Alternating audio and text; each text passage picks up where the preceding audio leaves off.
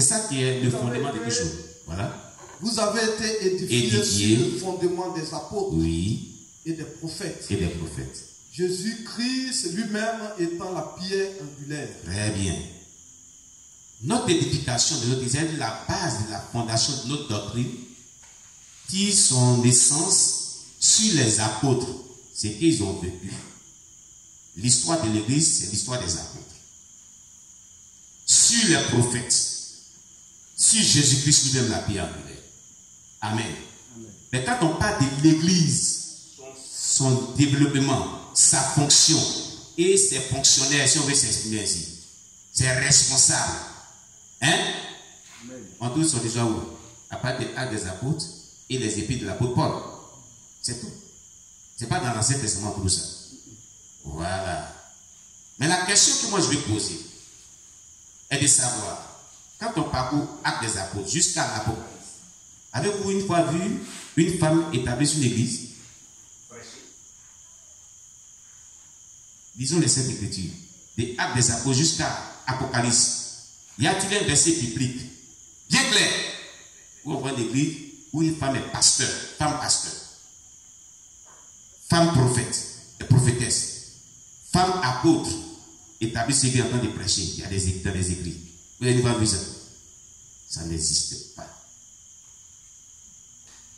Ça n'a jamais existé dans la Bible. Et c'est la vérité. Il y a des tendances qui disent que eux, ils acceptent le ministère de la femme. Il y a des tendances qui disent qu'ils n'acceptent pas le ministère de la femme. N'est-ce pas? Oui. Mais ceux qui acceptent le ministère de la femme, les gens qui n'acceptent pas le ministère de la femme leur posent la question de leur donner un seul verset biblique. Voyant la femme établie sur l'église dans la Bible, comme pasteur principal. Il y a des collaborateurs et qui exercent pleinement le ministère comme un leader pasteur. Oh. Il n'y a pas de verset. Ils vont publier pour vous donner. Ça c'est clair. Et dans la Bible, il faut être véridique. Tu ne trouveras pas un seul verset biblique qui parle de l'histoire de l'église où la femme est pasteur en chef d'une église, en train de prêcher, en train de donner un enseignement. Il n'y en a pas. Ça n'existe pas. Ça n'a jamais existé. C'est là qu'il y a la vérité. Pour ceux qui sont de cette tendance, ils n'acceptent pas le ministère de la femme. Tout ce que nous faisons dans l'œuvre de Dieu est prouvé dans la Bible. N'est-ce pas? N'est-ce pas? C'est qu'on doit accomplir dans l'œuvre de Dieu là, à ses preuves, à ses traces dans la Bible. N'est-ce pas? Amen. On a la fonction des diacres qu'on trouve dans la Bible. C'est pas ça? Amen. On a la fonction des diaconesses dans la Bible. C'est pas ça? Amen. Mais pourquoi la fonction des femmes pasteurs n'y figure pas? Point d'interrogation. D'où c'est venu comme un coup de parfum magique? D'où ça vient? C'est la question principale. Quand on monte, on descend, on trouve des noms de certaines femmes apôtres. On marchait avec les apôtres. Mais à titre honorifique. Pas à titre en tant qu'apôtre, en tant qu'état en train d'exercer un ministère d'apôtre. Tu comprends bien le mot honorifique, non? Voilà le problème. Si vous voulez, vous allez faire une étude systématique de la Bible. Parlant de l'histoire de l'Église, commencez par Actes des Apôtres. Vous prenez votre concordance. Il y a les concordances numériques même qui sont là. Téléchargez ça. Interrogez la concordance. Vous prenez des noms, femmes dans la Bible, pasteurs dans la Bible. Il n'y aura pas de nom d'une femme pasteur. Ça n'a jamais existé. Ça n'a jamais existé.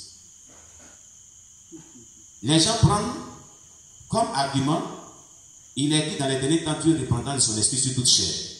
N'est-ce pas? Mais ne dit pas que la femme prêche en tant que leader établi sur l'église. Le Saint-Esprit répand sur toute chair pour accomplir diverses tâches dans l'église. À des tâches sont affectées certaines responsabilités des sexes. Je veux dire, le ministère de la parole, quand vous voyez dans la Bible, n'a jamais été donné à une femme. Parmi les apôtres, n'a jamais été donné. C'est pourquoi on ne voit pas les traces. Vous savez pourquoi? Non. Vous savez pourquoi? Non. En Israël, quand on fait le dénombrement du peuple, on ne compte pas la femme. Elle n'est pas comptée. La femme n'a pas le droit de prendre l'autorité sur l'homme. C'est pour ça qu'ils ont dit ça dedans. Les places d'autorité prédominantes, les places d'autorité du royaume qui assiègent le ministère de la parole, n'est pas confiée aux femmes. Au grand jamais. Pourquoi? La femme est une aide. Mais ses faiblesses sont trop que ceux de l'homme.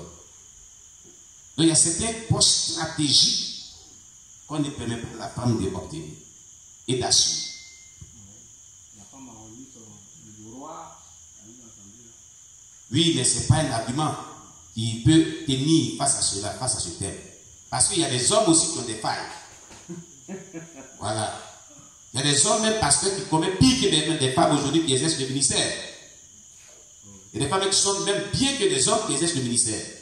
Même exercer un ministère en tant que femme, pasteur, n'a jamais existé dans la Bible. Qu'on le veut ou on ne veut pas, on monte, on descend. Vous n'allez pas trouver un écrit où la femme est établie sur l'église en train de diriger l'église. Et elle est des hommes qui sont responsables. Ça n'a jamais existé. Pourquoi nous le pratiquons dans le corps de Christ? C'est la question qu'on se pose. Tout ça. On est supposé faire ce qui est écrit dans la Bible. N'est-ce pas? N'est-ce pas? Amen. On est supposé exercer ce qui est dans la Bible. N'est-ce pas? Amen. Tout ce qui n'est pas publiquement prouvé, on ne l'applique pas dans le ministère. C'est pour ça qu'on est contre les catholiques, non? Hein? Non, attends, non.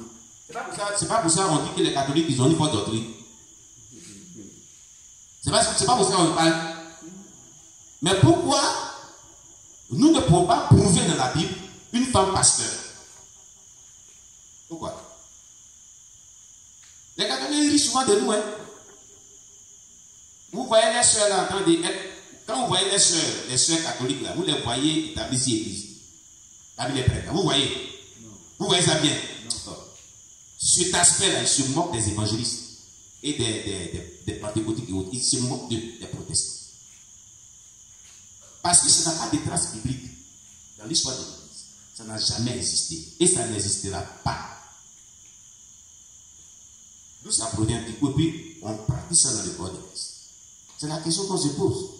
On prend comme argumentation que le Saint-Esprit n'a pas les sexes, le Saint-Esprit, oui, mais autant des apôtres, ou le Saint-Esprit était, puis n'a pas mis ça parmi les écrits des apôtres. Allez, quand le Saint-Esprit avait sexe. C'est le même Saint-Esprit, il est le même hier, aujourd'hui, éternellement.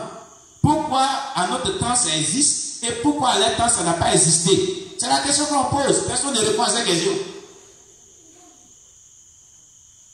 Alléluia. Amen. Si vous voulez, mettez tous les docteurs en théologie, posez la même question. Ils n'ont qu'à vous montrer une trace biblique où la femme était pasteur, établie sur écrit comme les pasteurs, comme on le voit de nos jours. Ils ne vont pas vous trouver ça. Ils vont dire que ça n'a jamais existé. Ils vont vous le dire.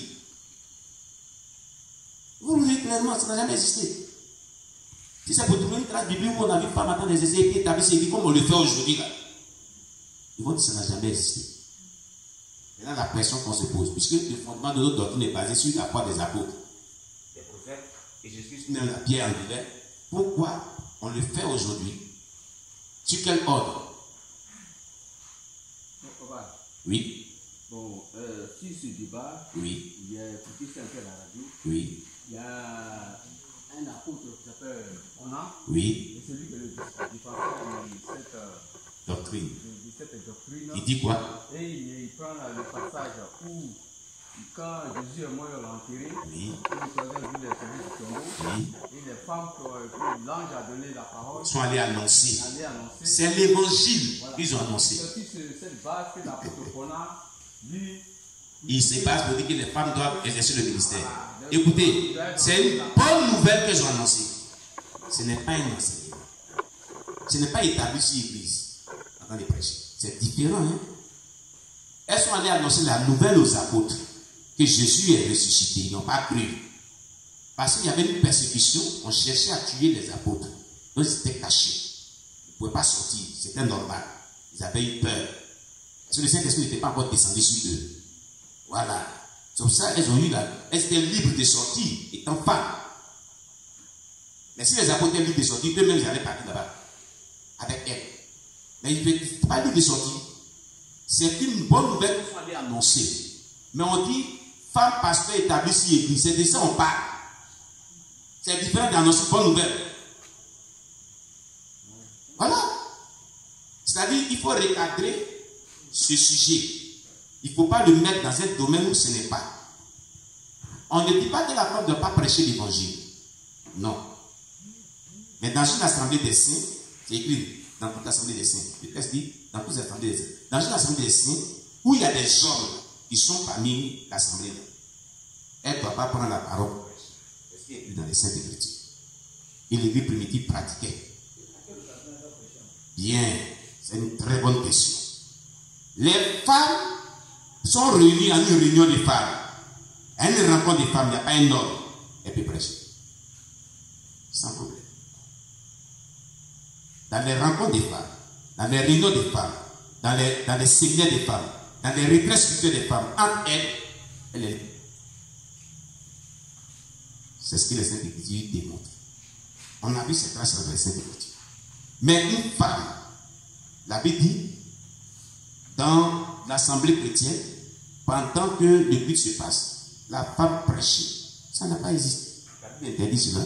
La Bible condamne cela. C'est ce que le texte dit même. C'est ça. Et vous ne trouverez pas un texte biblique où ce que nous pratiquons aujourd'hui dans certaines assemblées où la femme monte la chair et peut prendre de prêcher. Vous ne trouverez pas un texte biblique. Le problème qu'on a, c'est ça. Le problème, c'est de prouver ça dans la Bible. Prouver. C'est-à-dire prouver les textes bibliques qui attestent cela. Cette doctrine, prouver ça, donner la preuve dans la Bible. Pourquoi on suit les gens? C'est ça qui est le problème. C'est là où les gens qui ont cette tendance sont en difficulté. Parce qu'il n'y a pas de preuve qu'ils vont donner. Ça n'a jamais existé dans la Bible. Voilà le problème, voilà la défaillance de cette doctrine. On fait ce qui est écrit dans la Bible, mais on ne fait pas ce qui n'y figure pas.